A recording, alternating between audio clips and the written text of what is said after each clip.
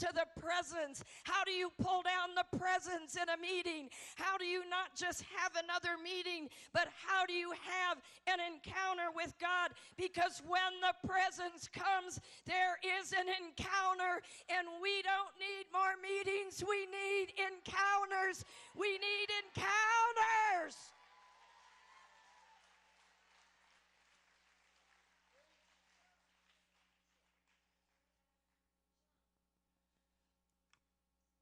There isn't any time left. That's what I'm trying to say.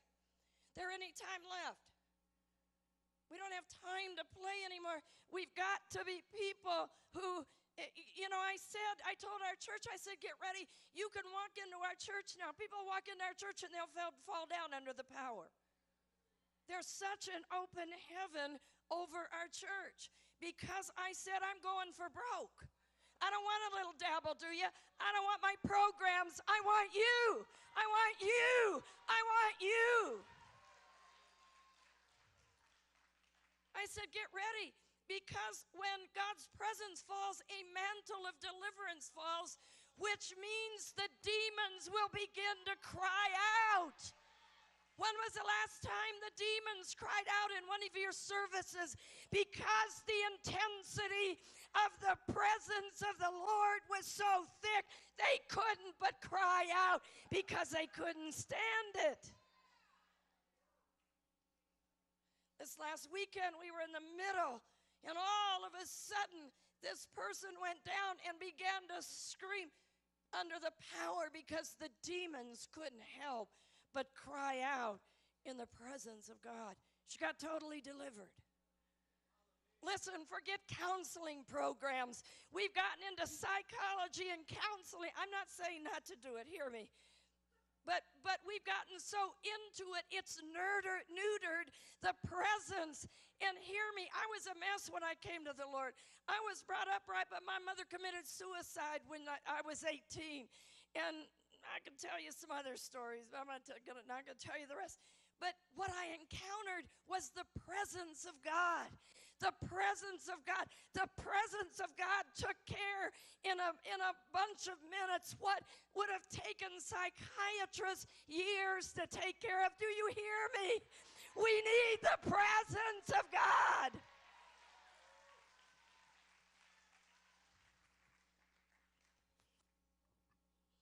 I got a cold last weekend, Steve. Okay.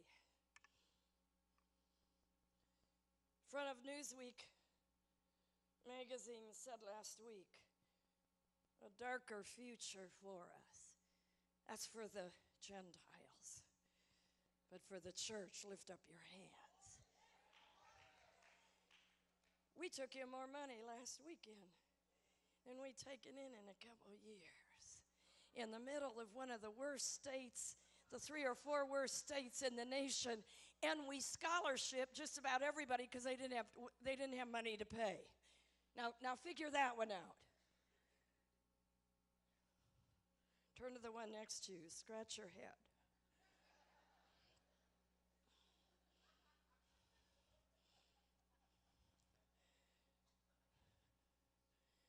I want to find what I need to talk about tonight.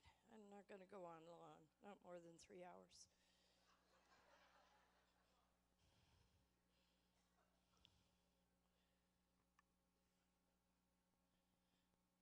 But because we've entered a serious time, we have got to understand that though there was a tribe called Issachar, God wants us to be an Issachar people. In 1 Corinthians 12, verse 32, I think it is, it says that Issachar, that tribe was a people who knew the times and knew what Israel should do. In other words, they discerned the times. As never before, we've needed to discern the times. Just say, God, help me.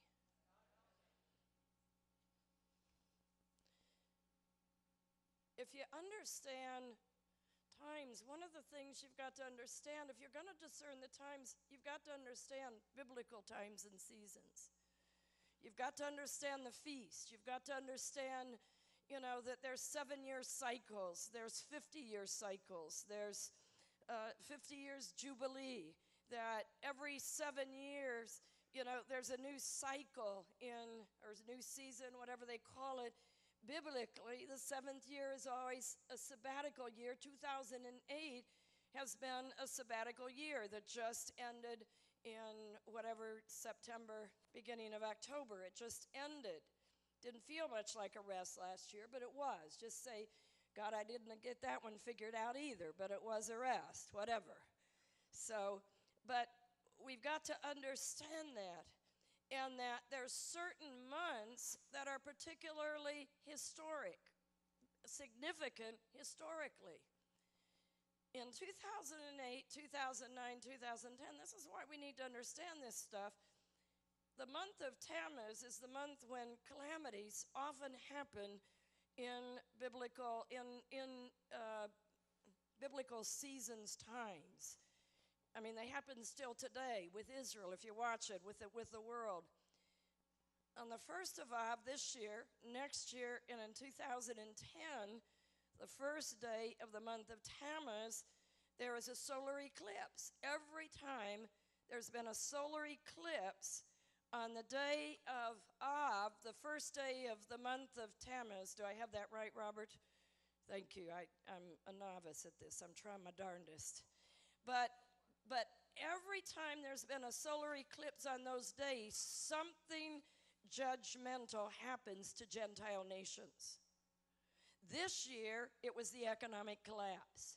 And if you remember when it took that big dip, what was it? 777. Meant the end, the completion of the stock market as we know it, which means that it's imperative that you and I don't look for a resurrection of the stock market, of the economy as it has been. We need to pray that God will save what needs to be saved, because I believe we have a 7-year period that Joseph, it's interesting you said that, we have 7 years of time for Joseph to store up for what's going to happen in 2015. And so Joseph, now just rub your head, say, I'll be okay. Because the darker it gets, Isaiah 60. The darker it gets, it means the greater the glory on the people of God. You and I can be frightened. I don't know about you, I've never been so excited in all my life. I've never been so energized in all my life. I was made for this day. I had the worst year and a half you can imagine, but once that thing broke, because I believe that God was helping me to pioneer something, to know how to get through something, so I would have answers for the day ahead. And when you're a leader, those things just plain happen to you. They don't happen to you just to happen to you. They happen to you to equip you for what you're getting ready to go into, what you're getting ready to guide others through. And we have 7 years, and for those, particularly the younger generation, they've been after fame and wealth. It ain't gonna be no more. And the church has to raise up the alternative economy. I am working with a man right now, and we're praying together. We're praying. He is a genius when it comes to venture capital funds. And we're praying, how does he break into this market? He's been trained at the highest level. God is raising up. I'm connecting key businessmen across the state of Michigan to raise up the alternative economy. How many of you know there is an economy from heaven, and God intends? Joseph is the picture, one of the pictures. Another one is Egypt. How did God take care of Israel? The more they took away, the more Israel flourished. So did it happen. God took care of them with Joseph, because Joseph found the strategy. Josephs aren't just to be famous men. Josephs are to find the strategy. They're to find the pockets of